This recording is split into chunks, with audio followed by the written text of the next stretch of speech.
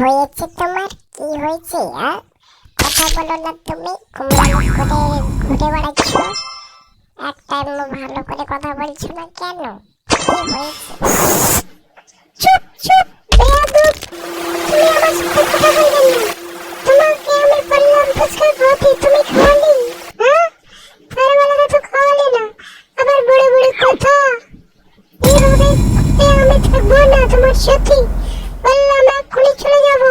দাঁড়াও তো, তুমি সেই কাল থেকে ঘানা ঘানা করছো। কি বললে? কি বললে তুমি? তোমার সঙ্গে এমন কথা বলতে আমার ঘৃণা বোধ মনে হচ্ছে। হ্যাঁ, এখন থেকে একসাথে তোমার সঙ্গে একসঙ্গে থাকা আমার আর পরিস্থিতি নেই। এখন আমি চললাম, তুমি থাকো। দাঁড়াও, তোমার মতন মেয়ে আমার দরকার নেই। তোমার মতন মেয়েকে বিয়ে করলে আমার সংসার তছনছ হয়ে যাবে। তাই বলছি তুমি চলে যাও, তোমার মতন মেয়ে দরকার নেই।